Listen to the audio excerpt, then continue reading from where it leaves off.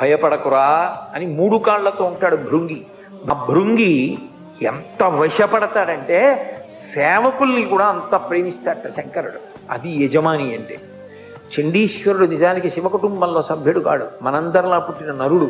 కానీ ఆయన ప్రేమ చూసి ఏ స్థానం ఇచ్చాడంటే, తను తినగా మిగిలినది తన కడుపున పుట్టిన బిడ్డలు కానీ కట్టుకున్న ఇల్లాలు కానీ తినడానికి వీల్లేదు, చండీశ్వరుడు తినాలని నియమం పెట్టాడు. అందుకే శంకరాచార్యులు వారు సౌందర్యలహరిలో శ్లోకం చేస్తూ నివృత్యై చండాంశ త్రిపురహర నిర్మాల్య విముఖై అంటారు. అది చండీశ్వరుడికి వెళ్తుంది. శివాలయంలో ప్రసాదం శివాలయంలో వదిలిపెట్టేయాలి, ఇంటికి పట్టుకెళ్ళకూడదు, అవన్నీ పిచ్చి మాటలు. చండీశ్వరుడికి చిటిక వేసి చూపించాలి ఆయనకి చెవుడండి, అవన్నీ కావు. ఆయన ధ్యానమునందు ఉంటాడు, శివధ్యానంలో.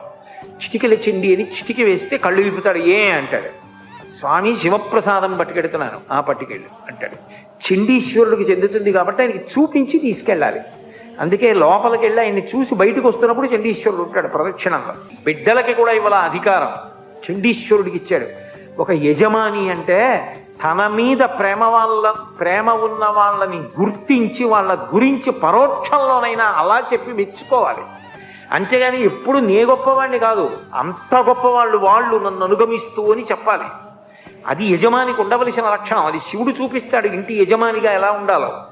కాబట్టి ఆ భృంగి బయలుదేరి వస్తాడు. ఆయన మూడు కాళ్లతో ఉంటాడు. చిత్రం ఏంటంటే ఆ భృంగి అంటే ఎంత ఇష్టమో తెలుసా? ఆ భృంగి కోసం మెడతాడు పార్వతీదేవితో కలిసి.